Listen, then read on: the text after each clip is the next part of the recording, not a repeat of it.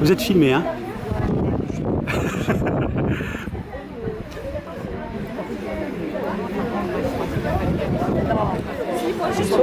Envoyez l'autre fois.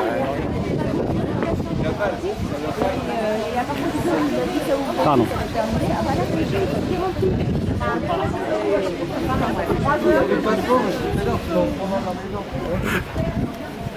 C'est fini. Claude, tu en as plus pas du tout?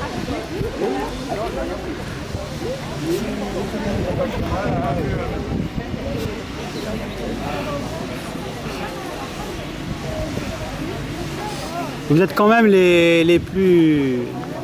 ceux qui meublent le mieux, quoi. Le mieux, ceux qui meublent le mieux avec vous. Elle fait un peu planton là. Les plus sérieux pour le film quand même, hein. Allez, un peu de...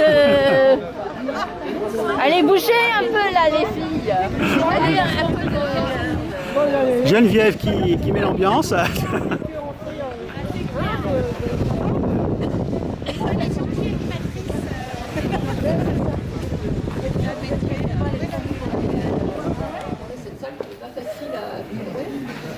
Voilà, vous avez souhaité pouvoir prendre la parole avant que l'on démarre la cérémonie. Vous souhaitez, je crois, partir après. Vous êtes les bienvenus pour rester, je vous l'ai dit. Merci. Bonjour à tous, je me présente, je suis Maria, je suis aide-soignante en neurochimie et je fais un métier que j'aime. Nous sommes... Merci. Je ne pourrais pas être chanteuse. Alors, je m'appelle Maria, je suis aide-soignante de nuit en neurochir. Je fais un métier que j'aime, que j'adore, puisqu'avant j'étais agent de maîtrise et j'ai passé le concours à 46 ans. Je suis fière de moi. Je représente tous mes collègues qui sont là, qui ne sont pas là. Alors, nous sommes en grève depuis le 28 décembre. Parce que nous voulons... nous jugeons que nous ne sommes pas assez pour faire le travail que nous effectuons. Je suis désolée, je n'ai pas l'habitude de parler au micro. Hier, nous avons eu une réunion de négociation. Nous avons eu 3 ETP d'accordés, mais nous jugeons que ce n'est pas suffisant. Il en faudra encore un petit peu pour pouvoir effectuer le travail que l'on aime, pouvoir être auprès des patients quand c'est nécessaire. Parce que moi, je parle de la nuit parce que je travaille la nuit. Les patients, la nuit, ils ne font pas que dormir. Ils aiment bien jouer aussi, ils aiment bien discuter avec nous, ils aiment bien quand ils sont anxieux, et là, dans le service où je suis, il y a des retours de bloc, qu'il faut accompagner les patients aux toilettes, ou peu importe, quand on n'est qu'une, c'est pas possible. Enfin, je ne vais pas rentrer dans les détails. Il faudrait pouvoir venir avec nous, passer une nuit avec nous, ce serait beaucoup plus simple, je pense. Donc voilà, pourquoi nous sommes ici aujourd'hui. Je ne sais pas si j'étais assez claire. Encore une fois, je n'ai pas l'habitude du micro, je suis désolée, je me trouve, je suis une tomate. Elle est intimidée. Voilà. Merci de votre écoute.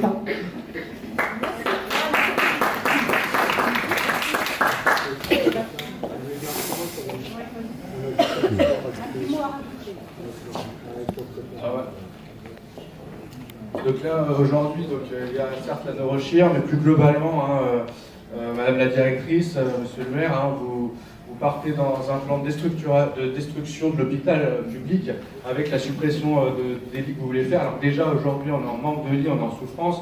Regardez la situation aux urgences. On ne peut même pas placer les patients dans des lits aujourd'hui et on est obligé de les renvoyer chez eux. C'est juste inadmissible pour l'hôpital public. Et donc, avec ces suppressions de lits, forcément, vous allez supprimer des postes. Alors, pour l'instant, on parle de 400 postes de suppression. Vous parlez. On parle, mais bon, vous savez très bien ce qu'il en est aussi à l'horizon 2026. Et c'est que des soignants. On ne parle pas encore des techniques, des administratifs, des secrétariats. C'est juste une destruction de l'hôpital public. Et voilà, nous, on ne supporte pas ça. On continuera à lutter pour maintenir un hôpital de qualité. Le personnel est là pour ça et se battra pour ça. Et puis, on ne sera pas d'accord là-dessus. Ça, on le sait très bien, Madame la directrice. Mais vous, c'est un plan de performance, c'est un plan d'efficience. Vous voulez faire des économies. Nous, on veut faire du soin de qualité. On veut s'occuper correctement des gens et des usagers de l'hôpital public.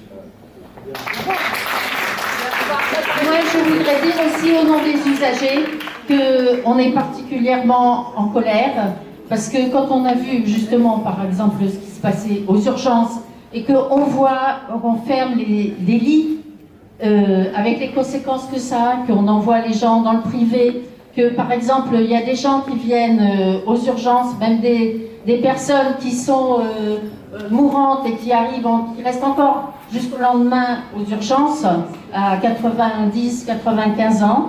Quand on voit aussi que vous avez prévu de fermer l'hôpital Clocheville, qui est un hôpital pédiatrique, c'est le seul de la région, et vous voulez le fermer, les conséquences, les gens ne se rendent pas compte encore les conséquences, mais tout ce qu'ils peuvent avoir avec cet hôpital pédiatrique, il y a même des médecins qui n'ont pas, une chirurgienne cardiaque qui n'a pas été gardée, pour enfants, qui n'a pas été gardée. On est en train de démanteler l'hôpital public. La fermeture des hospices de semaine, ça va être une catastrophe pour les patients. Au niveau de la neurochir, par exemple, le fait que les examens ne soient pas... Normalement, ils sont organisés parfois sur plusieurs jours, avec un certain nombre de professionnels qui permettent de se concerter. Après, si c'est fait en consultation, les gens ne pourront pas faire les examens qu'il faut. Quand on voit aussi d'autres hospices de semaine, par exemple, qui doivent être fermés, comme la médecine. La médecine, par exemple, pour l'éducation des diabétiques. C'est quelque chose de très important. On dit qu'il faut la prévention. Et on prévoit de fermer 20 lits d'hospices de semaine de médecine. Et on pourrait dire ça par rapport à tous les services. Mais la prévention, c'est quelque chose de hyper important. Alors on le dit en gros, et puis dans la pratique, eh ben, on ferme. Donc nous, on dit qu'on va se battre contre ça. Ouais. Écoutez, si vous restez, madame.